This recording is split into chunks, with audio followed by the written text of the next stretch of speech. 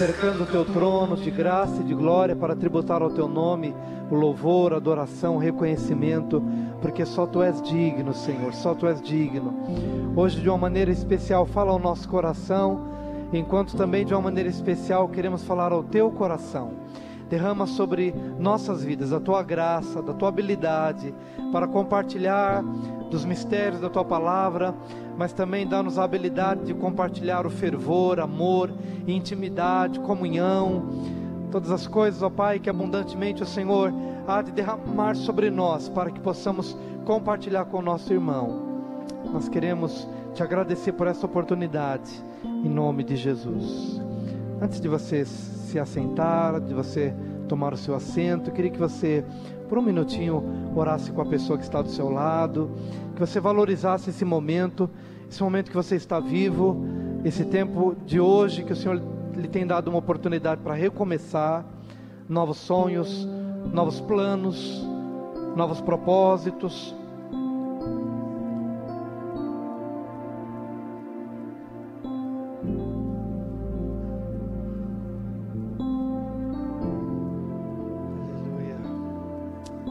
Agradecer, Senhor.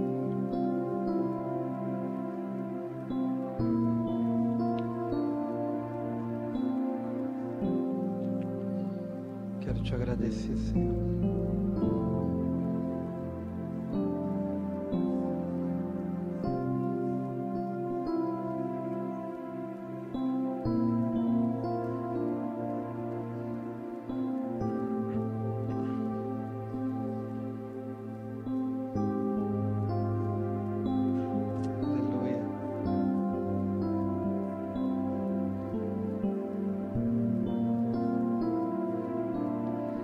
Agradeço, Senhor, te agradeço, Senhor, te agradeço, Senhor. Maravilhoso. Te agradeço, Senhor.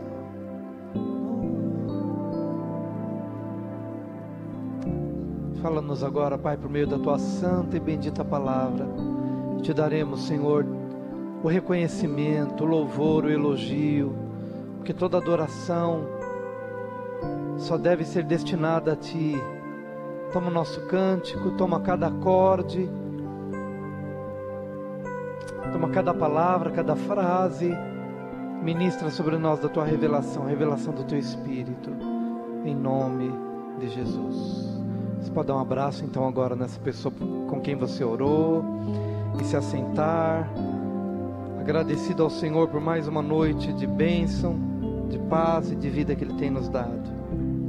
Em nome de Jesus. Graça e a paz, queridos. Boa noite.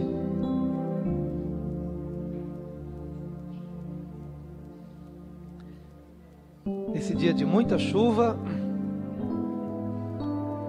mas que seja um símbolo das chuvas de bênção que Ele quer ministrar sobre nós. Amém? Amém. Eu quero ler uma passagem bíblica com vocês. Malaquias capítulo 3.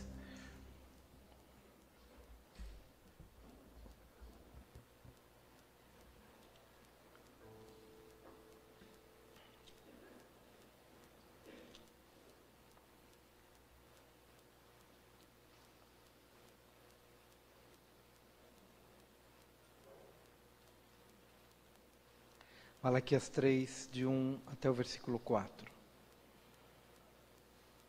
Malaquias é o último livro do Antigo Testamento, facinho de você achar aí na sua Bíblia, está antes do Novo, antes do livro de Mateus, então é o último do Antigo Testamento, capítulo 3, do versículo 1 ao 4, que diz assim: Eis que eu envio o meu mensageiro, que preparará o caminho diante de mim. De repente, virá ao seu templo o Senhor, a quem vós buscais, o anjo da aliança, a quem vós desejais. Eis que ele vem, diz o Senhor dos exércitos. Mas quem poderá suportar o dia da sua vinda? E quem poderá subsistir quando ele aparecer? Porque ele é como fogo do ourives e como a potassa dos lavandeiros. Assentar-se-á como derretedor e purificador de prata.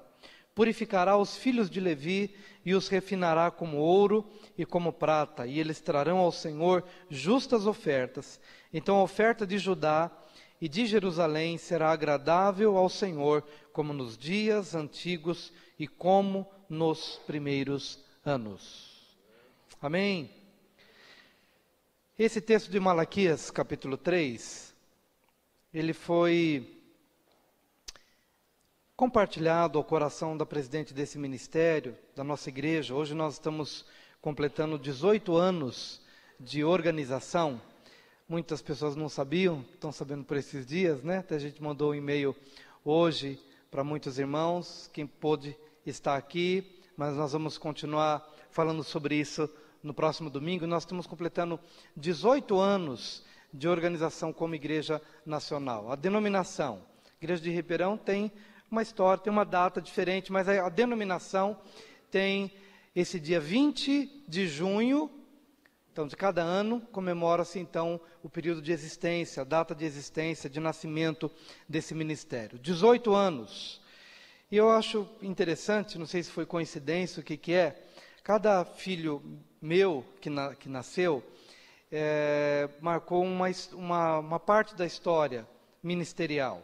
Daniel tem 22 anos e ele veio justamente num período em que eu tinha acabado de ser ordenado ao ministério pastoral. Eu fui ordenado em 89 e em 90 ele nasceu.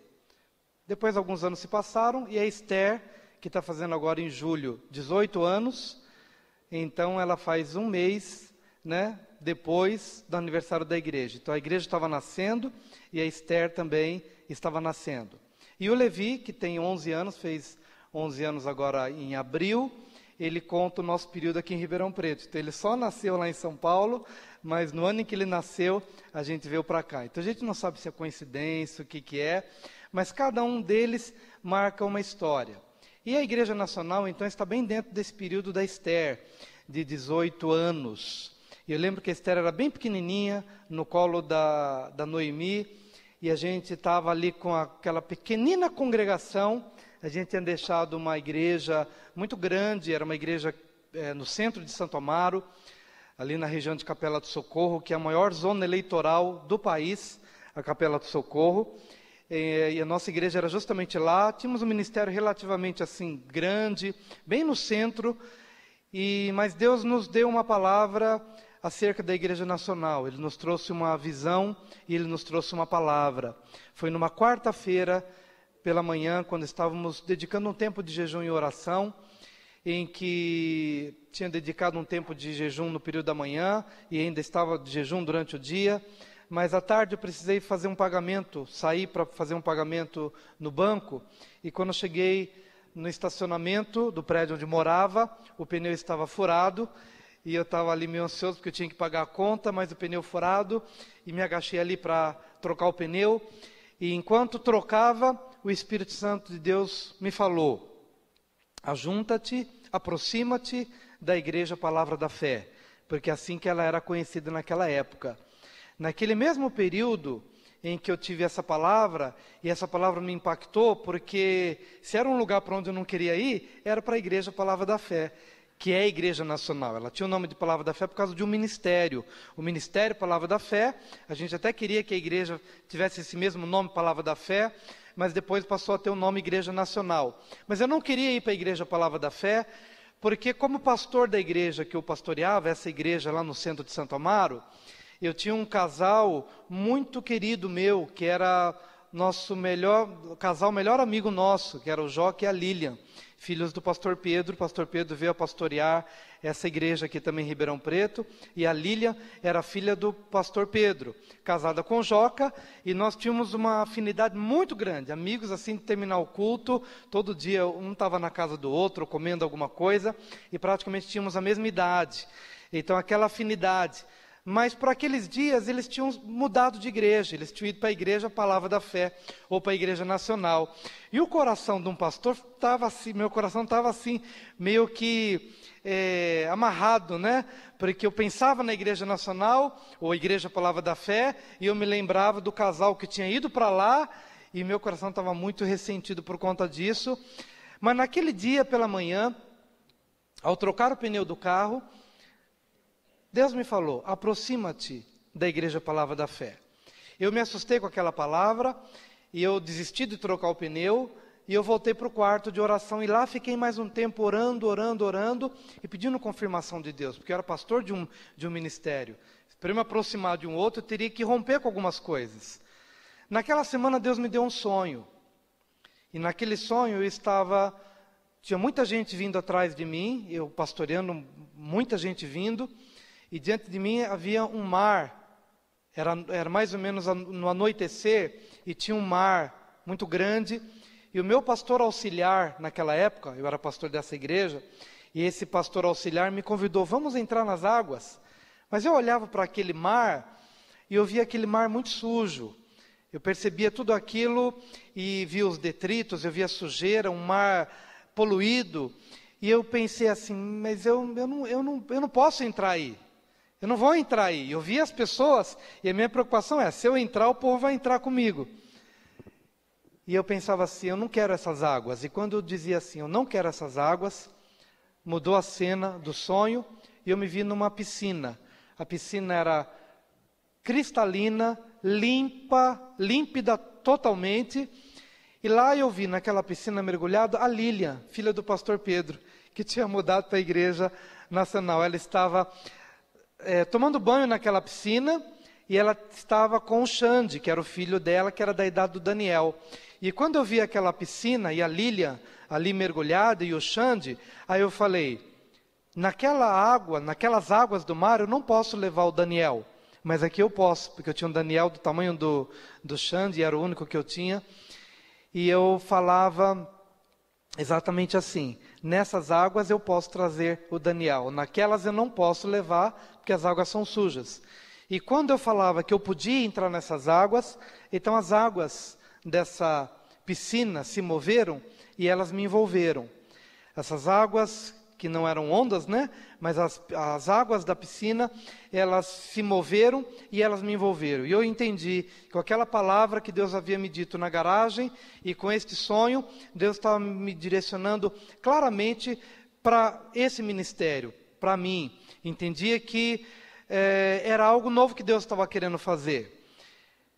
E quando eu me vi envolvido por essas águas, eu comecei a ouvir um pouco mais o que estava acontecendo, o que a Igreja Nacional pregava. E a palavra mais forte que fez com que essa igreja nascesse foi Malaquias capítulo 3.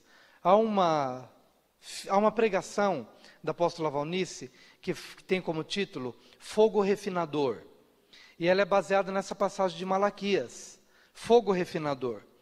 Porque no período em que essa igreja nasceu, a igreja como um todo, ela estava sofrendo a maldição, vamos assim dizer. Eu não estou dizendo que uma igreja seja melhor do que a outra, mas eu digo que num contexto geral, a igreja de Cristo estava sofrendo como que uma letargia espiritual, um mundanismo, envolvendo pastores, envolvendo igreja, envolvendo famílias.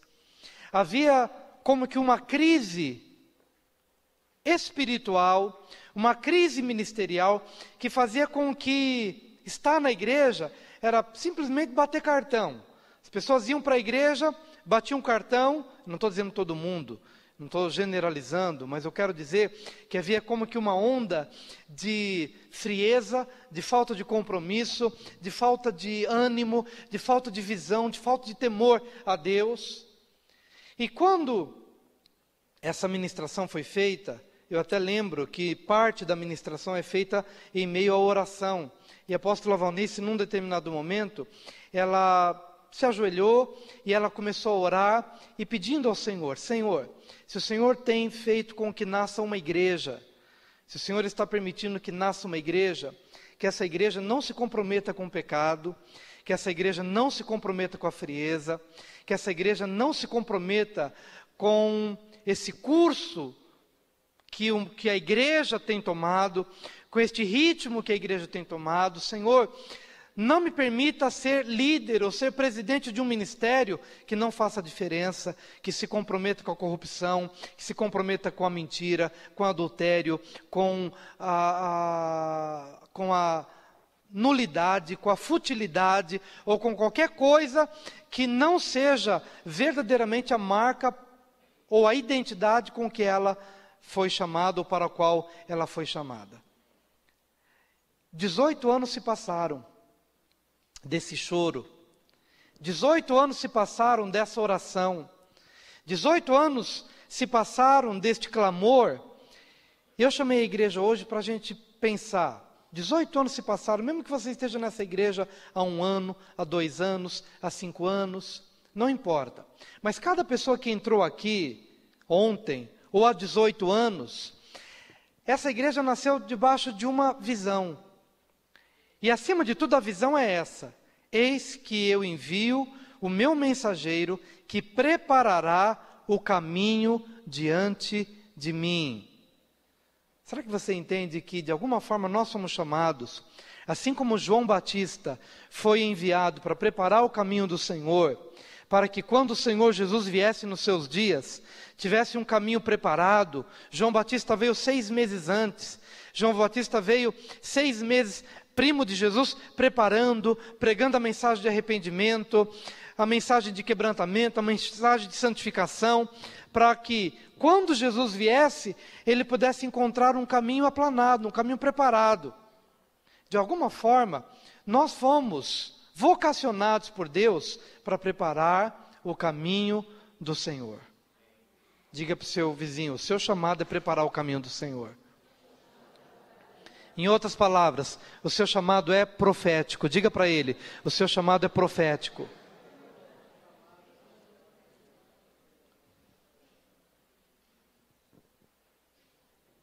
Quantos creem que Jesus está às portas? Alguém sentou comigo nesses dias perguntando: pastor, se eu acho que Jesus está às portas, não há mais nenhuma profecia relacionada ao mundo, ou relacionada a Israel, ou relacionado à igreja, praticamente, que não tenha sido cumprida. Jesus está às portas. Jesus está às portas. Se você pegar a Bíblia da profecia, você vai verificar ali, Bíblia de profecia, você vai encontrar ali tudo aquilo que foi profetizado no Antigo Testamento e que já se cumpriu no Novo. Tudo. E vai. Tudo. Antigo Testamento já foi cumprido no Novo. Prometido no Antigo, foi já cumprido no Novo Testamento. E a igreja hoje, ela experimenta exatamente essa expectativa da vinda do Senhor. Da vinda do Senhor. Da mesma forma como João Batista foi enviado antes, para que Israel não fosse pega de calças curtas, João Batista veio antes. E o que ele veio pregando? Ele só pregou uma única mensagem: arrependei-vos, arrependei-vos, arrependei-vos, arrependei-vos, arrependei-vos, porque é chegado o reino dos céus. O reino dos céus está às portas, está chegando. E João Batista vem e prega e anuncia e adverte. E as pessoas saíam dos seus palácios para ouvir o que João Batista tinha para pregar lá no deserto. Por que João Batista não pregava nos grandes condomínios? Por que João Batista não pregava nos grandes centros? Por que João Batista não pregava no lugar onde as multidões estavam? Porque é fácil você receber um evangelho no seu palácio, no seu contexto ou na sua zona de conforto. Quer ouvir? Então vai para o deserto.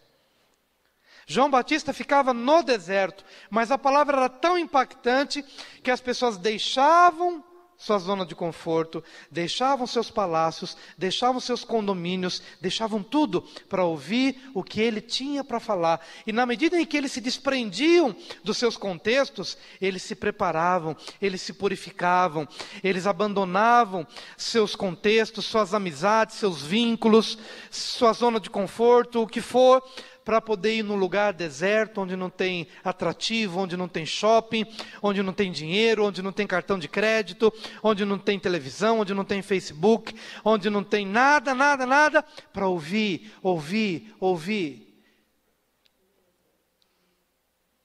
Amém? Então, quando essa igreja nasceu, ela nasceu debaixo de uma palavra, uma identidade. E a identidade é essa: assim como João Batista veio, como João Batista vivia, ele comia mel e gafanhoto, uma comida esquisita, porque ele era esquisito mesmo. Uma roupa de camelo, pele de camelo, uma roupa esquisita. Ele era estranho. E eu lembro que uma das coisas que eu mais tive que enfrentar quando recebi Jesus aos 13 anos, foi essa questão das pessoas olharem para mim e me acharem estranho. Estranho por quê? Porque enquanto todo mundo corria 13 anos, 15 anos, o que se espera de um garoto de 13 anos, de 13 a 15 anos? Espera-se que ele esteja aí, né, dando todo o seu, no vigor da sua adolescência, no que ele pudesse fazer, na sua energia e tal, mas o que eu gostava de fazer era ler a Bíblia. E dos 13 aos 15, eu não fiz outra coisa a não ser ler a Bíblia, ler a Bíblia, ler a Bíblia, ler a Bíblia. E o pessoal chamava, vamos para as festas, vamos para isso, para aquilo. Eu não quero, vamos tocar essa música do mundo. Eu não quero, mas você sabe tocar, toca na formatura. Eu não me sinto bem, eu não quero, sou estranho. Roupa de camelo, comer gafanhoto, comer mel, é uma comida diferente, é um jeito diferente. Essa igreja nasceu com uma vocação, preparar o caminho do Senhor. Se João Batista veio antes, para preparar o caminho do Senhor, e quando o Senhor Jesus veio, os corações já estavam mais ou menos preparados, da mesma forma, quando essa igreja nasce, há 18 anos, ela nasceu com essa vocação. E quando a gente fala de igreja, eu não estou falando da igreja, estou falando de mim. Se eu faço parte dessa igreja, então eu nasci com essa vocação, você nasceu com essa vocação, a vocação de ser esquisito, a vocação de ser estranho, mas uma estranhedade que leve as pessoas para a vida, para a salvação, que se aparte das trevas, do mundo do pecado e leve as pessoas para conhecer Jesus.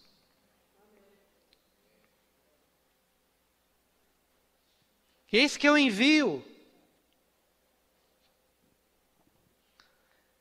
que preparará o caminho diante de mim, de repente, diga de repente, de repente, diga para o seu vizinho, de repente. Esse de repente pode dizer o quê, querido? Esse de repente pode dizer o quê? Qualquer hora, qualquer momento, abruptamente. Aliás, arrebatamento, ele vem do sentido de rapto. Ninguém anuncia que vai raptar alguém, né? Quando menos espera, pega e leva. O arrebatamento da igreja será repentino. Ele será um rapto. Cristo, o noivo, vem raptar a sua noiva antes que ela caia na boca do anticristo. Está escrito.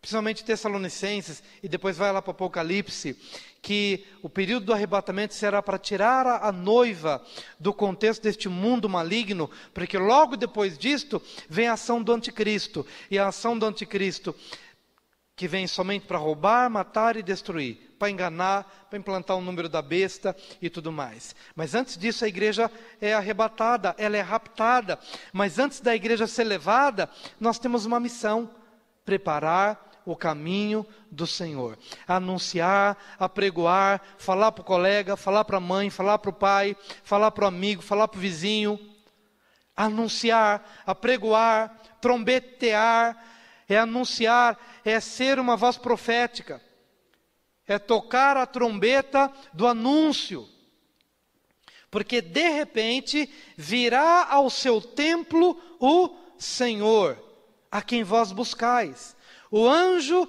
da aliança. Então alguém prepara antes e depois vem Jesus, a quem vós desejais. Eis que ele vem, diz o Senhor dos exércitos. Veja que quando Malaquias é levado a pregar, ele diz o seguinte: escuta, vocês estão aguardando, vocês estão esperando o Messias chegar. Amém. Acho que todo mundo aqui está esperando Jesus chegar. É ou não é? Está esperando? Mas tem uma palavrinha aqui que eu acho que você não vai gostar muito. No versículo 2. Mas quem poderá suportar o dia da sua vinda? O que ele estava pregando para aquela geração é o seguinte: vocês todos os dias dizem, ora vem Messias, Ora vem, Messias, venha, Senhor, queremos te ver, queremos te conhecer. Mas o profeta está dizendo o seguinte: mas quem suportará o dia da sua vinda? Quem suportará? Por quê? Porque o povo estava tão distante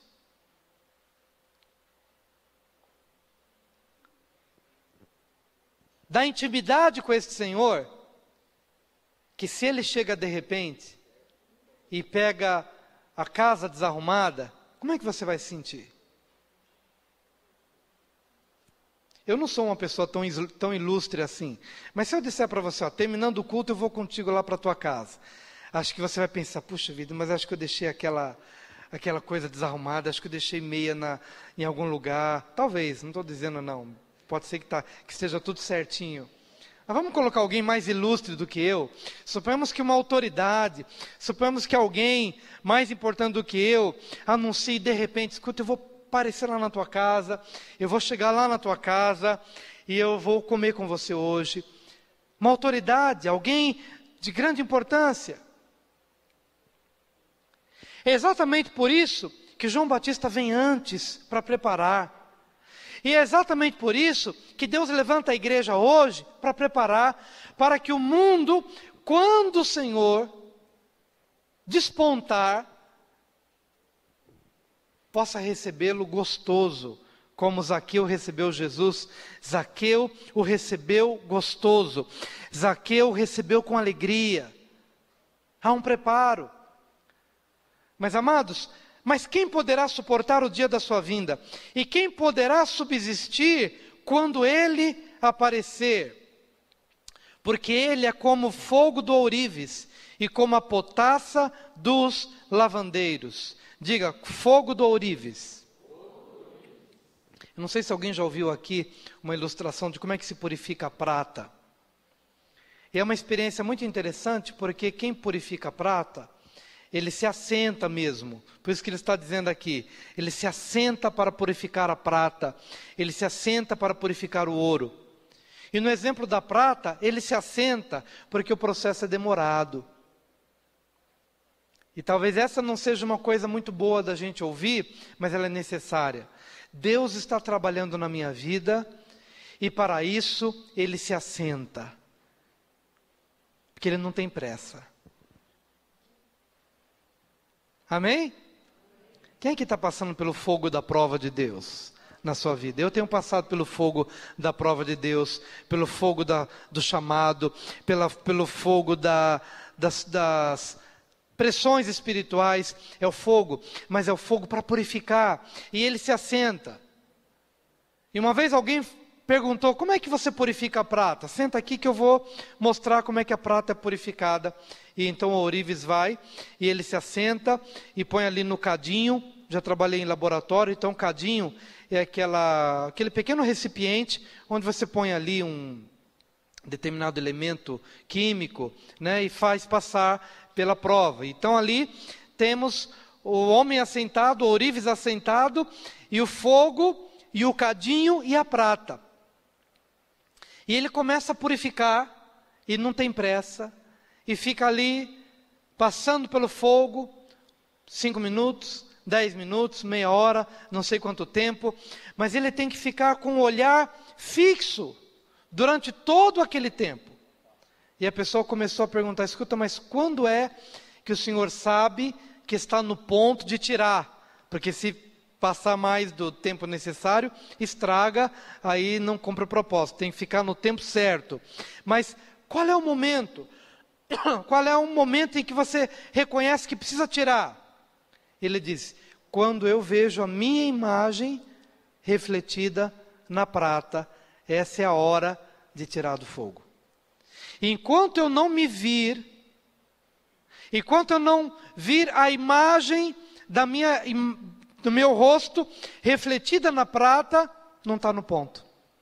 Eu preciso me ver na prata. Quando é que esse fogo de Deus vai parar na sua vida? Quando você tiver a imagem de quem? De Cristo. Por quanto tempo o Senhor vai te levar nesse processo de purificação, de fogo, de refinamento, para a retirada das escórias, para a eliminação daquilo que não presta, para que a sua prata tenha um valor maior, para que o seu ouro tenha um valor maior. Nesse processo, todas as escórias são eliminadas. E nesse processo de fogo de Deus, é eliminada a nossa inveja, o nosso ciúme, a nossa vaidade, a nossa avareza, o nosso desespero, a nossa incredulidade, a nossa pornografia, a nossa infidelidade, a nossa mentira, o nosso amor ao dinheiro, a nossa idolatria, a nossa feitiçaria, a feitiçaria evangélica, a feitiçaria do povo de Deus, do povo crente, a idolatria do povo crente. Não estou falando do católico, nem do espírita, eu estou falando do crente. O amor ao dinheiro, o amor às paixões. De repente a gente sai de uma idolatria lá fora do meio do catolicismo e de repente entra para a igreja para criar outros deuses. A gente vem para a igreja para prosperar. A gente vem para a igreja para trocar de carro, porque acha que o evangelho é fonte de lucro. A gente vem para a igreja para se dar bem. E a gente começa a levantar outros deuses. E daí a pergunta do profeta pelo Espírito dizendo: escuta, vocês desejam realmente um grande mover do Espírito, vocês desejam que Jesus venha, mas quem suportará? Quem suportará? Quem suportará o dia da sua vinda? Porque ele vai se assentar para fazer passar pelo fogo, até que as escórias sejam eliminadas e a prata possa realmente estar purificada e possa ter o seu devido valor, e o ouro o seu devido valor. E ele só vai parar de passar pelo fogo quando contemplar a sua própria imagem refletida na prata. Enquanto não tivermos a imagem de Cristo, não chegou a hora. Enquanto Deus olha para mim e vê o Wilson, então não está na hora de parar o fogo. Ele só vai parar quando ele não conseguir mais. Cadê o Wilson? Já foi embora. Já se derreteu todo. Por quê? Porque agora o que eu vejo é Cristo nele. Cadê a Hortência? Não tem mais Hortência, agora é Cristo nela. Cadê a Sílvia? Não tem mais Sílvia.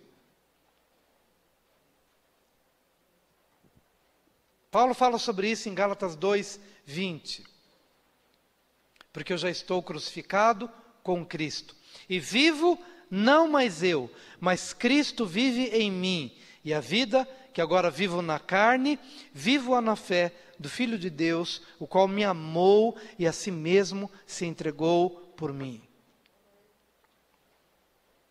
Então aguenta firme aí o fogo do Espírito, o fogo da purificação, o fogo de Deus, porque foi com essa identidade que nós nascemos. Foi com esse chamado que nós nascemos. Que a igreja nasceu há 18 anos. 18 anos se passaram. A Esther hoje já é uma moça. Vai fazer 18 anos agora em julho. E a grande pergunta é: o que nós construímos? Ou quanto de impureza já permitimos sair da nossa vida? O quanto de valor já foi agregado na nossa vida pelo cumprimento da palavra? Ou não? Ou se não houve fogo, se não houve purificação, se não houve mudança de valores? Quem poderá subsistir quando ele aparecer? Porque ele é como o fogo do ourives e como a potassa dos lavandeiros. Assentar-se-á como derretedor e purificador de prata. Purificará os filhos de Levi e os refinará como ouro e como prata. E eles trarão ao Senhor justas ofertas. Então a oferta de Judá e de Jerusalém será agradável ao Senhor, como nos dias antigos e como nos primeiros anos. Repita após mim. Então, a oferta de Judá e de Jerusalém será agradável ao Senhor, como nos dias antigos e como nos primeiros anos. Qual era o maior problema que Israel estava vivendo nos seus dias? Por que a necessidade do purificador de prata? De alguém que se assenta para purificar o ouro e a prata? Qual a necessidade? Esse povo estava longe de Deus. Se você pegar Malaquias, desde o primeiro capítulo, você vai encontrar já no primeiro capítulo, pessoas que tinham um animal bom para oferecer, mas oferecia o coxo, oferecia o cego, oferecia o doente. Numa época em que animais eram oferecidos em sacrifício, o povo tinha o melhor para dar, mas guardava o melhor para si e oferecia para Deus o pior. Era esse tipo de oferta maldita que precisava ser purificada com um novo espírito. Porque a primeira maldição que nós encontramos em Malaquias é a maldição de um culto frio, de um culto sem alma, de um culto que é apenas um sacrifício, não sacrifício de uma oferta de animais que são apresentados diante de Deus, mas sacrifício porque eu não vejo a hora de acabar, porque é chato, porque não tem sentido. E eu não estou falando de um culto de 1h30 ou de 2 horas. A relação com Deus, quando a relação com Deus é chata, quando a relação com Deus é enfadonha, quando eu não tenho prazer de estar com Ele, quando eu não tenho prazer de oferecer para Ele o melhor. E eu não estou falando deste tempo que a gente passa aqui adorando, ouvindo a palavra. Eu estou falando de uma relação fria e distante com Deus, que era uma realidade de toda uma nação, que é caracterizada por homens que tinham o melhor para oferecer, mas ofereciam para o Senhor o doente, o aleijado, o cego, o animal, que não era apropriado, que era resultado de um coração frio e de um coração distante.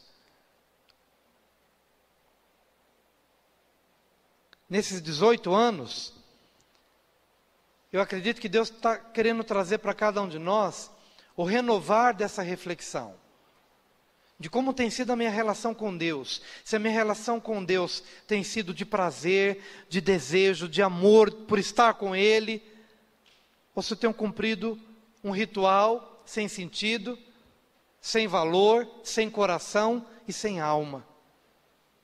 A segunda maldição que nós encontramos em Malaquias 2 é contra os sacerdotes, porque os sacerdotes também, eles cumpriam o seu ofício, mas sem nenhuma paixão pelo povo e sem nenhuma paixão por Deus.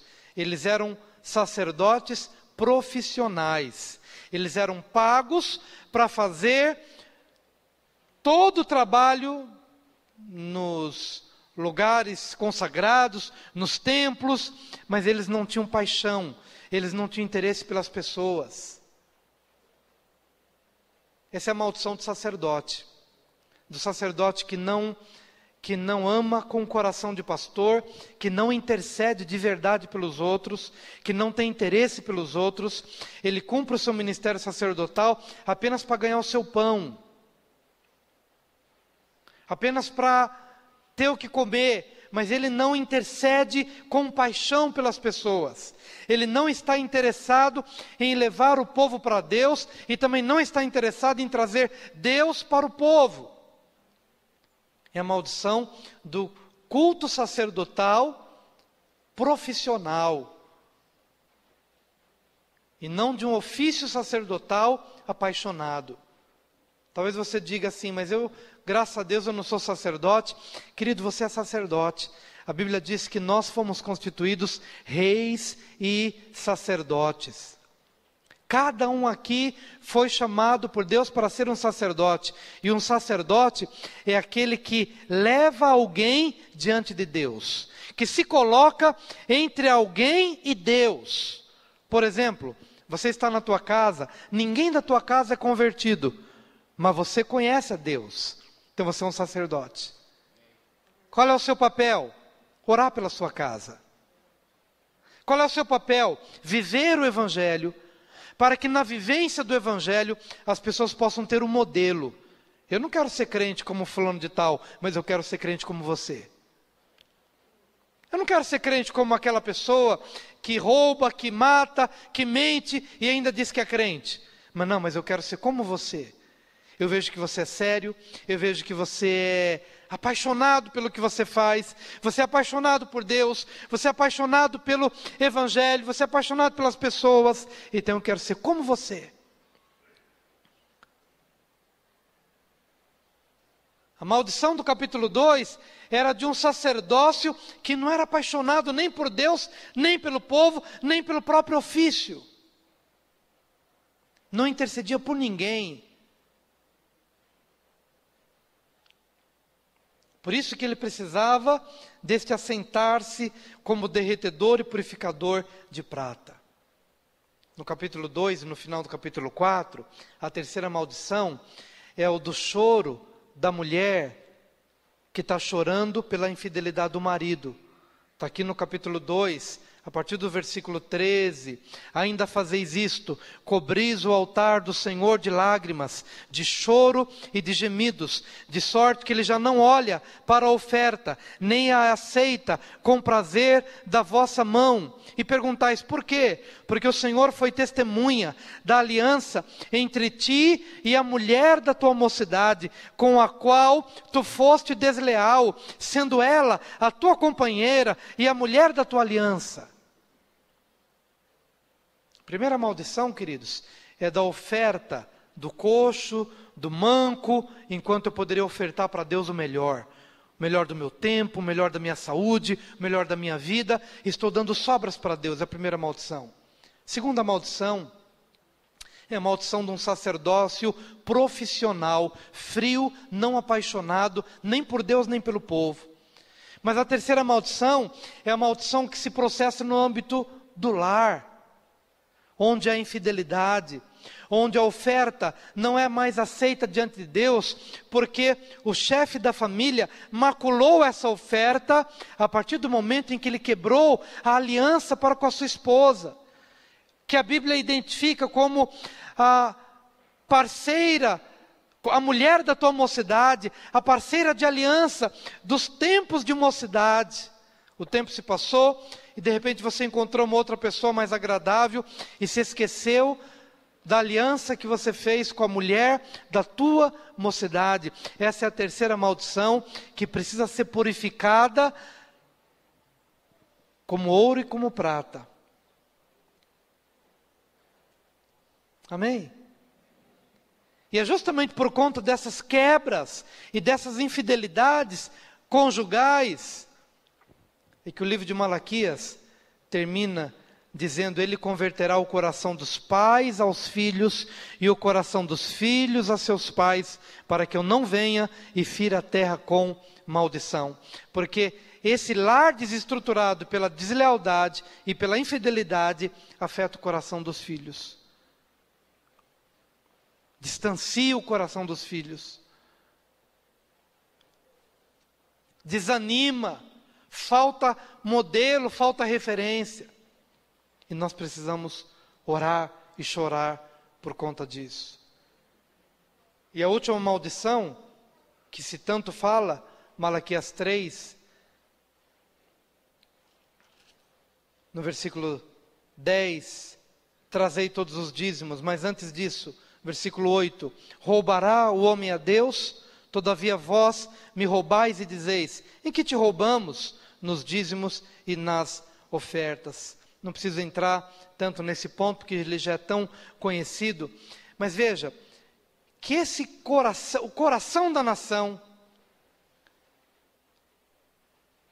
estava tão frio, tão distante, que tudo o que faz é sem fervor, é sem paixão, é sem amor por Deus e sem amor pelas pessoas.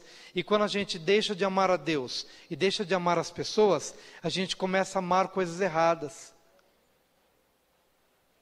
Quando eu deixo de amar a Deus de todo o meu coração, outras coisas começam a ocupar o lugar.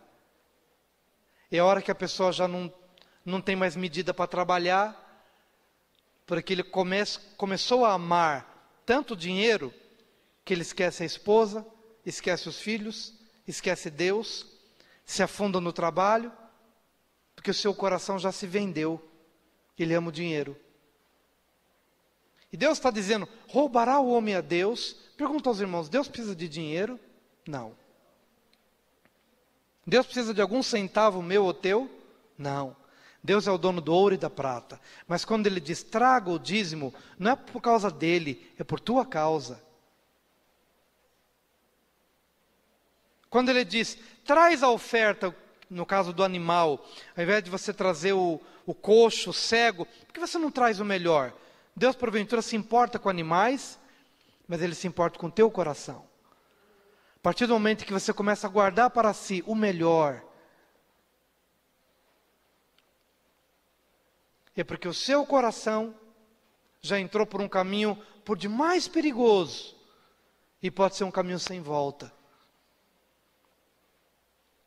E exatamente por conta disso, diante de todo esse contexto de frieza, de distanciamento, de um povo que, tendo o melhor, oferece o pior, de sacerdotes que não são apaixonados por Deus e nem intercedem por ninguém, de famílias que estão divididas pela deslealdade e pela infidelidade, e de pessoas que se tornaram, de homens que se tornaram ladrões, porque retém mais do que é justo.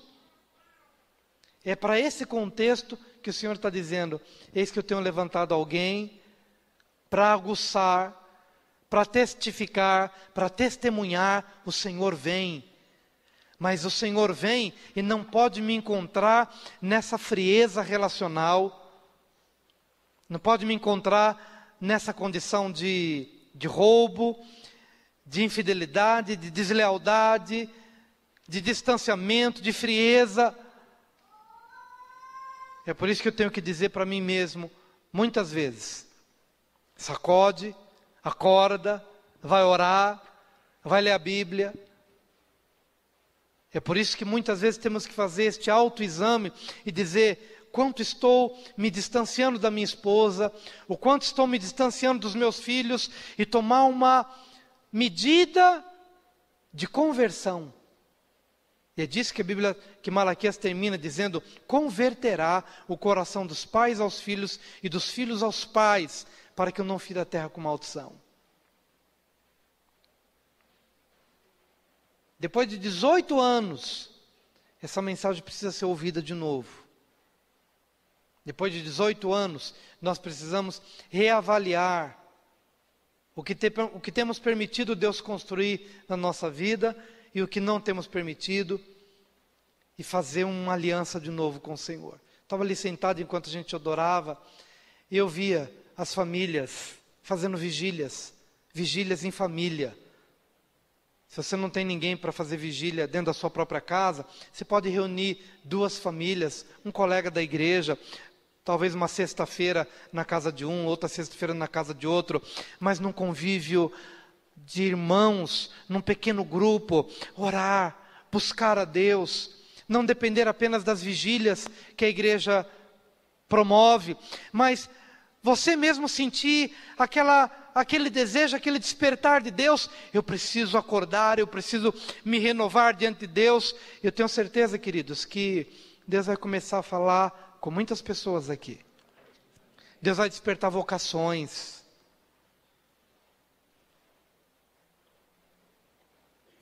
Deus vai quebrar a frieza espiritual de muitos de nós aqui. Tenta começar na sua família, tenta começar na sua casa. Em nome do Senhor Jesus. E eu creio, queridos, que toda essa obra vai resultar em algo muito especial. Então, a oferta de Judá e de Jerusalém será agradável ao Senhor, como nos dias antigos e como nos primeiros anos. A gente não está falando de aniversário? Então vamos pensar que talvez você já tenha vivido um momento de maior intimidade com Deus. Por que não voltar àqueles dias? Por que não voltar àqueles anos? Mas deixa o fogo de Deus aquecer teu coração, para que seu culto não seja mais um culto sem alma, sem paixão. para que seu ministério sacerdotal não seja um sacerdócio profissional, sem paixão, não. Para que a sua relação na sua casa seja uma relação de lealdade, de fidelidade, de proximidade e de conversão de pais aos filhos e também de conversão do marido para com a esposa, esposa para com o marido. E para que seu dinheiro, que você entenda que o seu dinheiro não é teu, ele é do Senhor. Deus não precisa de nenhum centavo meu, mas toda vez em que eu sou generoso, em que eu posso olhar para a necessidade do outro e dizer, eu vou te ajudar, eu vou semear na tua vida, ou trazer para a casa do Senhor, você está matando dentro de você o espírito de Mamon. O espírito de Mamon. É tão interessante que a gente acaba não dando para o Senhor, ou não ajudando uma pessoa, e acaba tendo aquele mesmo valor sendo devorado pelo devorador, pelo cortador, pelo migrador, lá de Joel, né? O cortador, o migrador, o devorador e o destruidor. Ou seja, a gente não dá uma oferta e acaba tendo que consertar a geladeira, ou acaba tendo que consertar um estrago no carro, ou tem que gastar dinheiro com juros de banco, ou coisa parecida, e somos lesados, e somos minados na nossa finança, nas nossas finanças. Porque de alguma forma, nosso coração começa a se distanciar de Deus. Hoje nós temos a oportunidade de nos dobrar diante dele de novo. 18 anos se passaram. E eu não gostaria que aquela água da piscina se tornasse suja. Eu quero que essa água da piscina continue limpa. E que eu continue dizendo, naquelas águas eu não poderia levar o Daniel, a Esther e o Levi, mas nessas eu posso trazer. Que são águas limpas, águas de pureza, de verdade, de honestidade, de sinceridade, de pureza de coração, de lealdade para com a esposa, lealdade para com o marido, companheirismo para com os filhos, disciplina para com os filhos. Em nome de Jesus. Quero chamar a igreja a vir aqui à frente. Aqueles que puderem se ajoelhar aqui, enquanto nós adoramos nessa parte final do culto. Queria que você se ajoelhasse. Se você não pudesse ajoelhar, fique numa condição em que você possa estar por alguns minutos.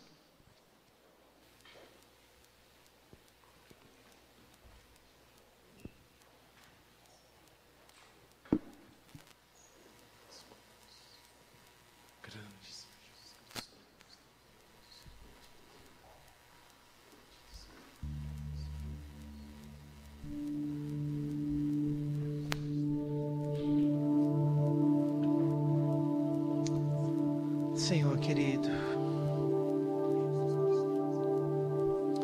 18 anos se passaram, ó Deus, desde o início do estabelecimento deste ministério, que foi gerado em meio a lágrimas, choros, gemidos. 18 anos se passaram e hoje é dia de alegria, porque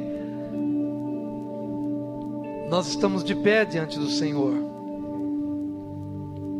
Queremos te agradecer por 18 anos de fidelidade, tantas lutas, tantos laços, tantas ciladas, tantas tentações se manifestaram na vida talvez de muitos aqui, na minha vida, muitas tentações, na minha vida muitas foram as tentativas do diabo de me prender, ou de fazer com que eu tropeçasse aqui ou ali.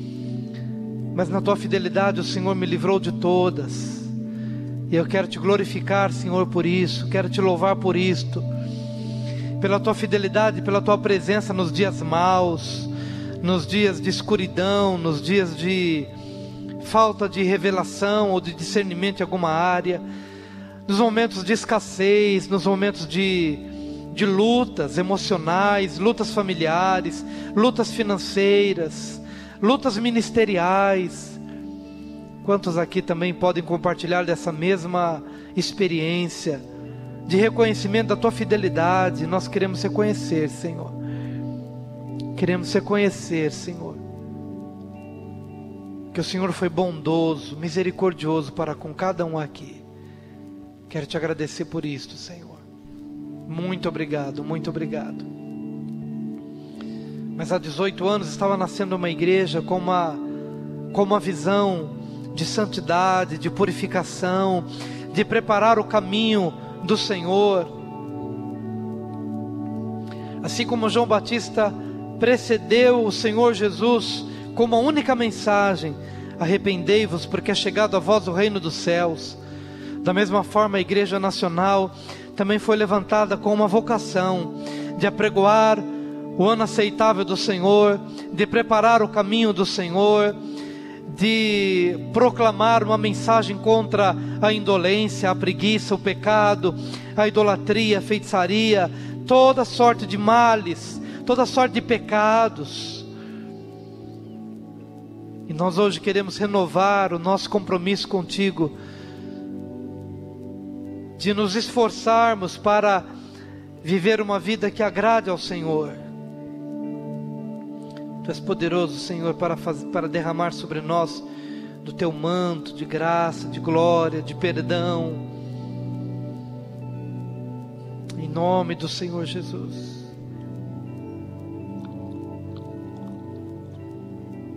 Em nome do Senhor Jesus.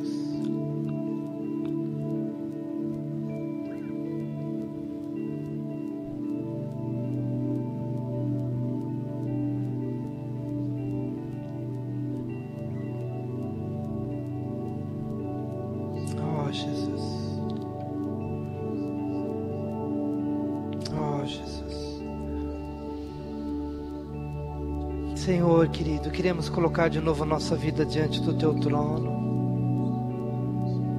Quem suportará o dia da tua vinda, Senhor? Porque Ele se assentará para purificar o ouro, para purificar a prata.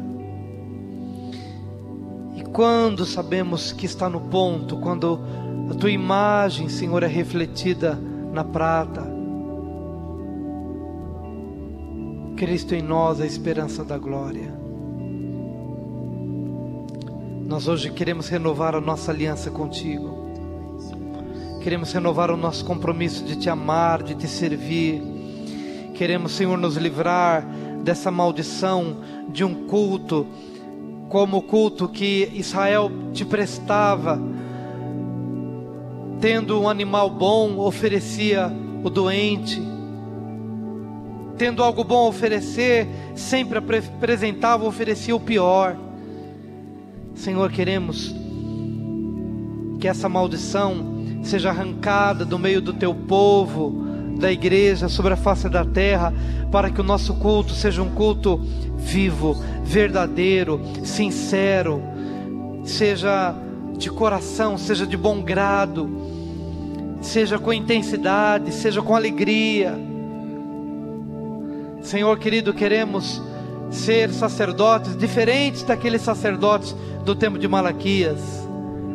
Não queremos exercer o nosso sacerdócio por apenas mera obrigação, mas queremos ter paixão pelas pessoas por quem nós estamos intercedendo, interesse genuíno pelas pessoas, desejo de realmente intermediar estas pessoas, ou de levar estas pessoas ao teu conhecimento.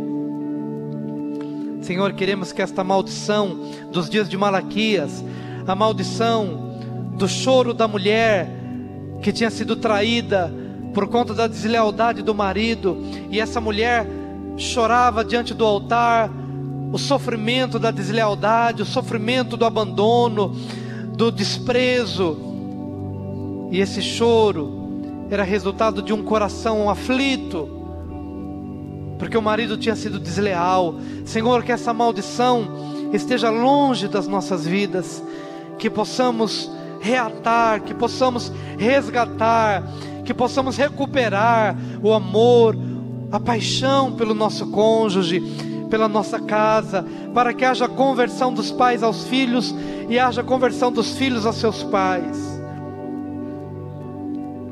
Senhor querido, queremos que essa maldição dos dias de Malaquias, a maldição do roubo, quando o homem não é liberal, quando o homem não é generoso, antes retém para si mais do que é justo, e não traz à casa do Senhor, ou não compartilha com aqueles que precisam. Ó Deus, essa maldição da avareza, essa maldição do apego, do materialismo, da idolatria, a mamon, que essa maldição fique longe do nosso coração, que o nosso coração seja generoso, liberal, pronto para repartir, pronto para distribuir, não porque o Senhor necessite de algo, mas porque nós necessitamos de liberdade, liberdade financeira, liberdade relacional, liberdade de intimidade contigo e com as pessoas, Pai. 18 anos se passaram e nós estamos hoje aqui de novo, te pedindo, Senhor, purifica, santifica as nossas ofertas. E oferta, agora não estou falando de oferta de dízimo ou de dinheiro, mas santifica a oferta do nosso culto, o que te oferecemos, nossos cânticos, nosso tempo, o que temos a oferecer, santifica, recebe. Que o Senhor venha se agradar da oferta das nossas mãos.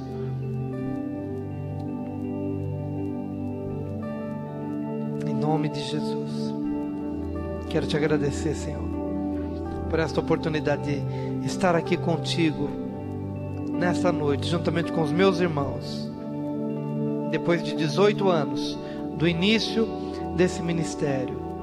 Te agradeço, Senhor, te agradeço, Senhor, te agradeço, em nome de Jesus, em nome de Jesus.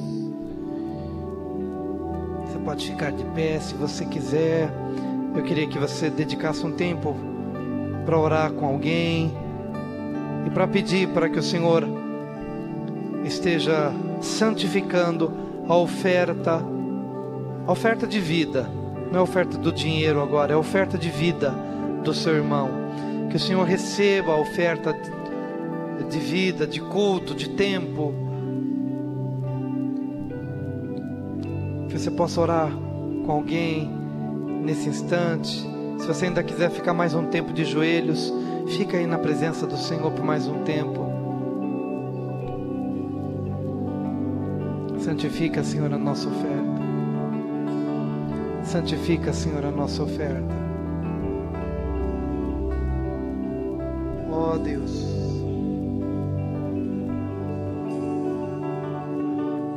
Santifica, Senhor, a nossa oferta em nome de Jesus.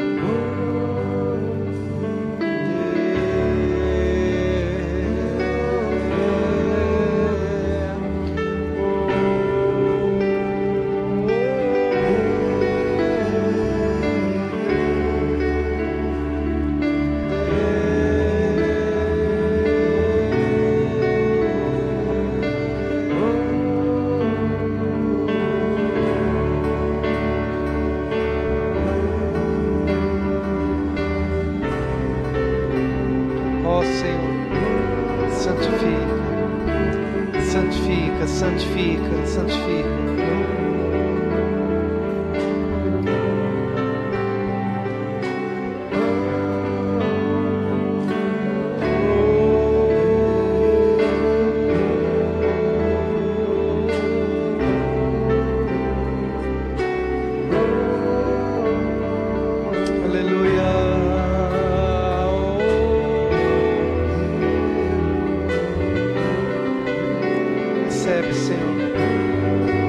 Santifica, Senhor, a nossa oferta.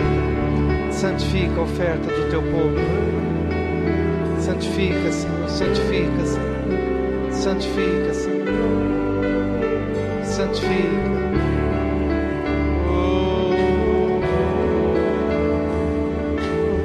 Aleluia. Vem, Senhor.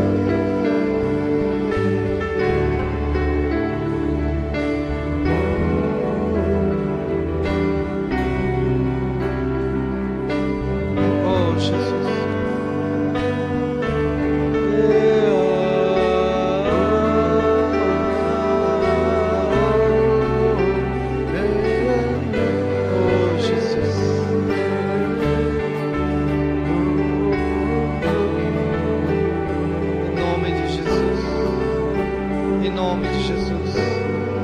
Santifica, Senhor. Santifica, Senhor. Santifica, Senhor. Santifica a oferta, Pai. Queremos te apresentar algo que te seja agradável. Fruto dos lábios que confessam o teu nome. Santifica, santifica, Senhor. Santifica, Senhor. Santifica a nossa oferta. Que possamos te apresentar algo de valor, algo que te seja precioso. Purifica a oferta do nosso coração, em nome do Senhor Jesus, em nome do Senhor Jesus, em nome do Senhor Jesus.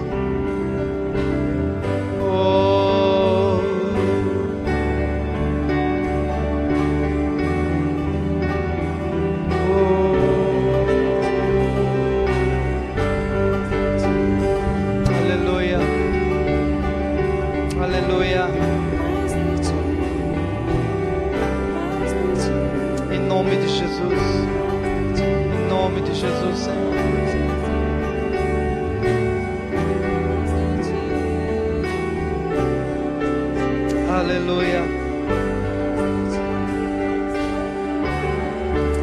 Te agradeço, Senhor. Oh, aleluia.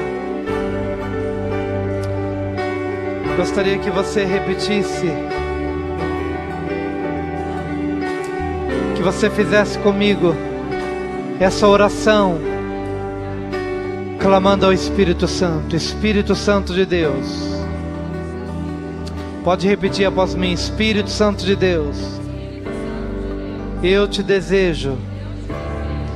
Vem fogo refinador, fogo do Espírito Santo, queimar as escórias da minha vida, toda sujeira que se encontra no meu interior, no meu coração, na minha mente, nos meus pensamentos, nos meus hábitos, no meu corpo. Fogo refinador, vem para purificar, para limpar, para restaurar. Que a imagem de Cristo seja vista e reconhecida em minha vida todos os dias, e que a oferta das minhas mãos seja agradável ao Senhor. Que eu sempre tenha a convicção de que o meu culto está sendo recebido, porque as minhas ofertas foram purificadas. Que as minhas mãos sacerdotais sejam impostas para transferir bênção e não maldição. Que o meu lar possa experimentar desta santidade, desta harmonia, deste poder restaurador. A partir desses dias, eu me arrependo dos meus comportamentos, sentimentos, atitudes, posturas que não estejam em linha com o que o Senhor espera de mim. E com alegria caminharei na tua presença todos os dias, em nome de Jesus. Vamos aplaudir o Senhor, queridos. Amém.